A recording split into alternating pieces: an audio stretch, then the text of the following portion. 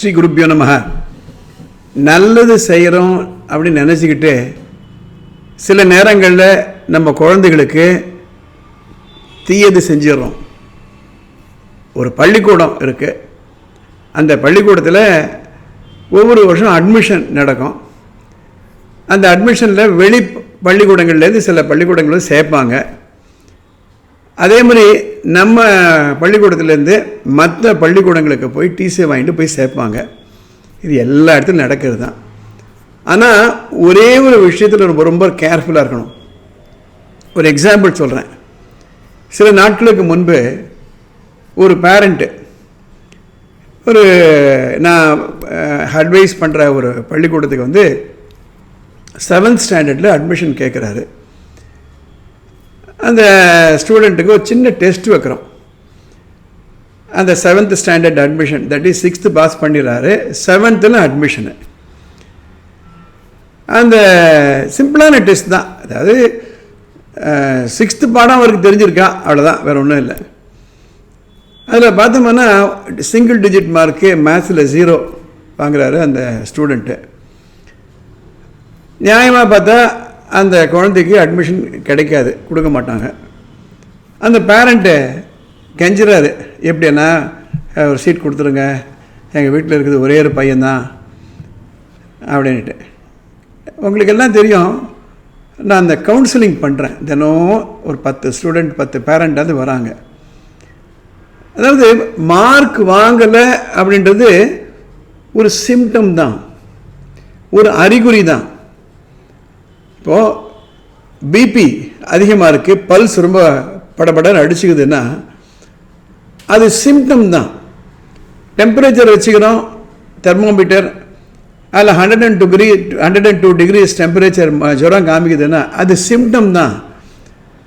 வாயில் அந்த டெம்பரேச்சர் இந்த தெர்மாமீட்டர் வைக்கும்போது 102 டிகிரிஸ் இருக்குன்னா வாயில் ஐஸ் போட்டால் அது குறைஞ்சிடும். பட் நம்ம அந்த அறிகுறியை தான் நம்ம ட்ரீட் பண்ணுறோமே தவிர எதனால் 102 டிகிரிஸ் டெம்பரேச்சர் இருக்குன்றதை நம்ம சால்வ் பண்ணலை. என்ன ஆகும், தற்காலிகமாக அந்த ஒரு ட்ரீட்மெண்ட் கொடுத்தோம்னா நாளைக்கு அந்த ஜுரம் குறையாது. ஏனென்றால் அதனுடைய அந்த காரணம், முதல் காரணத்தை நம்ம கண்டுபிடிக்கலை. ஏன்னா அந்த ஸ்டூடெண்ட்டை அந்த குழந்தையுடைய அப்பா அம்மா கூட்டு கவுன்சிலிங் பண்ணுறேன். அந்த ஆன்சர் ஷீட்டை, தட் இஸ் என்ட்ரன்ஸ் எழுதினார் இல்லை 7th ஸ்டாண்டர்டுக்கு, அந்த 7th standard admission entrance answer பேப்பரை காமிக்கிறேன். அதில் ஒன்றுமே இல்லை.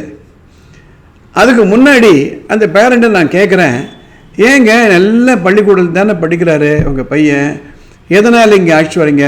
அவர் சொன்ன காரணம் என்னென்னா, இல்லைங்க அங்கே படிப்பே சரியாக சொல்லிக் கொடுக்குறது கிடையாதுங்க, லாஸ்ட் 1 மந்த்தாக ஒரே செலிப்ரேஷன் தாங்க, இந்த செலிப்ரேஷனுக்கு டீச்சர்கள்லாம் போயிடுறாங்க, ஆக மொத்தத்தில் கிளாஸே நடக்கிறது இல்லைங்க, ரொம்ப கஷ்டப்பட்டு நான் ஃபீஸை கட்டுறேன், பாதி நேரம் இப்படி ஆட்டம் பாட்டம் கொண்டாட்டம் இருந்தானே எப்படிங்க படிப்பாங்க பசங்க?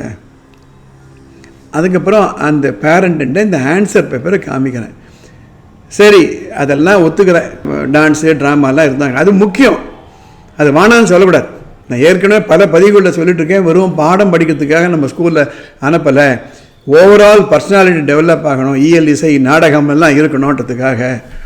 அப்புறம் அந்த பேரண்ட்டுங்க எக்ஸ்பிளைன் பண்ணுறேன், அது பாருங்கள் இந்த பேஜில் எது எழுதியிருக்காரு, இது உங்கள்கிட்ட கொடுக்குறேன், இங்கிலீஷில் எழுதியிருக்காரு, தமிழ்லையும் எழுதியிருக்காரு, உங்களுக்கு எதாவது புரியுதான்னு பாருங்கன்னு கொடுக்குறேன்.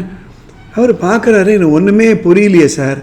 சரி, உங்கள் மகனுடைய இந்த ஸ்டாண்டர்டை நீங்கள் எப்போனா நீங்கள் பார்த்துருக்கீங்களா? இந்த சிம்பிளான ஒரு அரித்மெட்டிக்கு கூட்டல் அதில் தப்பு பண்ணுறாரு, கழித்தல் தப்பு பண்ணுறாரு, அந்த மல்டிப்ளிகேஷன் தப்பு பண்ணுறாரு, இது பாருங்கள் 0 வாங்கியிருக்காரு மேத்ஸில், இது உங்களுக்கு தெரியுமா? அவர் ஒரு 10 நிமிஷம் அதை பற்றி பேசவே இல்லை. ஆமாங்க, நீங்கள் சொல்கிறது எனக்கு தெரியுது. அப்புறம் அந்த ஸ்டூடெண்ட்டு நான் சொல்கிறேன், என்னப்பா காரணம், இது மாதிரி லோ மார்க் வாங்கியிருக்கிய, இந்த மாதிரி இருந்தானா எப்படிப்பா உனக்கு அட்மிஷன் கிடைக்கும்? அப்புறம் அந்த ஃபாதர்கிட்ட சொல்கிறேன், இந்த பாருங்கள் நீங்கள் ரொம்ப கெஞ்சுறீங்க, இல்லை யார்கிட்டனா சிபாரிசு பண்ண வைப்பீங்க, இல்லை எங்கேனா ஒரு அழுத்தத்தை கொடுப்பீங்க, இல்லை கையில் காலில் உழுவீங்க, எப்படின்னா கெஞ்சி கூத்தாடி அவரை அட்மிட் பண்ணிடுறேன் வச்சுக்கோங்களேன். அட்மிஷனை தான் நீங்கள் பண்ணுறீங்களே தவிர இந்த ஸ்டூடெண்ட்டுக்கு உங்கள் பையனுக்கு ஏதாவது ஹெல்ப் பண்ணுறீங்களான்னு கொஞ்சம் யோசனை பண்ணி பாருங்கள். கண்ணை மூடி திறக்கிற வழிக்கு 7ஆம் கிளாஸ் முடிச்சிடுவான், கண்ணை மூடி திறக்கிற வழி 8ஆம் கிளாஸ் முடிச்சிடுவான், கண் மூடி திறக்கிற வழி 10ஆம் கிளாஸ்க்கே வந்துடுவான்.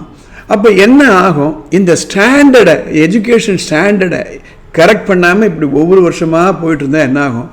ஆக்சுவலி அந்த ஸ்டூடெண்ட் என்ன பண்ணியிருக்காரு, கடந்த 3 வருடங்களில் 2 ஸ்கூல் மாற்றிருக்காரு. ஒவ்வொரு முறை இது மாதிரி தான் பண்ணியிருப்பாரோ தெரியல. அந்த ஸ்கூலில் மார்க் வாங்கலை, அவங்க ஒருவேளை ப்ரமோஷன் கொடுக்காமல் இருந்திருக்கலாம். உடனே டிசி வாங்கிட்டு இன்னொரு ஸ்கூலுக்கு போகிறாரு, அங்கேயும் ப்ரமோஷன் இல்லைன்னு சொல்லியிருப்பாங்க, அதனால் இங்கே வராரு. நான் எக்ஸ்பிளைன் பண்ண உடனே அவர் யோசனை பண்ணுறாரு, சார் இது எனக்கு தெரியவே தெரியாது சார். அதுக்கப்புறம் அவர் சொல்கிறாரு, சார் இவரென்னா ஒரு கிளாஸ் லோவராக நீங்கள் போட்டுக்கோங்க, 5ஆம் கிளாஸ் கூட போடுங்களா, 6ஆம் கிளாஸ் கூட போடுங்க, பரவாயில்ல. அந்த பையனை ஒத்துக்கிறான். அப்புறம் அவங்களை எக்ஸ்பிளைன் பண்ணுறேன், இன்னும் அது ஐடியா இல்லை. இப்போ தான் நம்ம பிப்ரவரி மாதத்தில் இருக்கோம், இன்னும் மார்ச் இருக்குது, ஏப்ரல் இருக்குது, மே இருக்குது. நீங்கள் என்ன பண்ணுங்கள், இதே பாடத்தை ரைட் வீட்டில் உட்காந்து தினம் 1/2 மணி நேரம் 1 மணி நேரம் படிக்க சொல்லுங்கள். அப்புறம் அந்த ஸ்டூடெண்ட்டு உட்காடுறேன், அவருடைய டெய்லி ரொட்டீன் என்னன்னு அவர் சொல்ல எழுதுகிறேன். எத்தனை மணிக்கு எழுந்திருப்பப்பா சொல்கிறாரு, எத்தனை மணிக்கு பல் தேய்ப்ப சொல்கிறாரு. அதுக்கப்புறம் என்ன பண்ணுவேன், மார்னிங் 8:30 மணிக்கு ஸ்கூலுக்கு போகிறேன்ல அது வரை என்ன பண்ணுறேன் சொல்கிறாரு.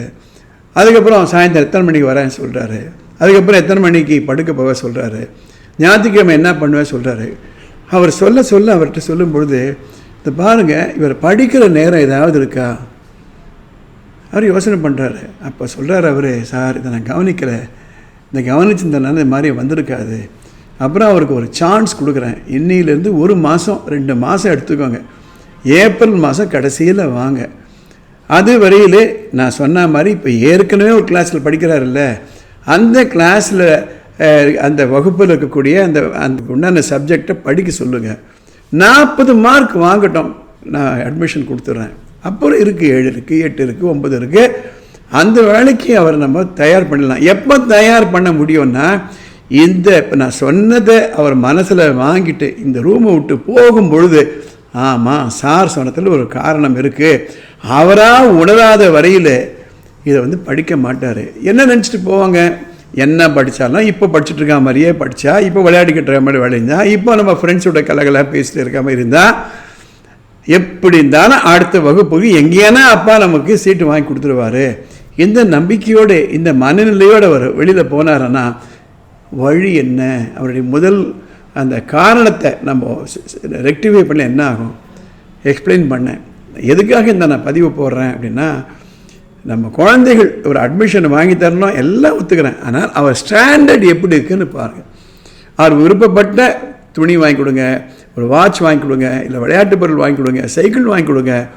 ஆனால் இது மாதிரி அவர் கேட்ட ஒரு ஸ்கூலில் அவர் கேட்ட வகுப்பில் சீட்டு வாங்கி கொடுத்து அவரை திருப்தி பண்ணிட்டு தான் நினச்சிக்காதீங்க, அது அவருக்கு நம்ம பண்ணுறது நல்லது அல்ல. இந்த பதிவை கொஞ்சம் யோசனை பண்ணி பாருங்கள். அடுத்த பதிவில் நம்ம பார்க்கலாம்.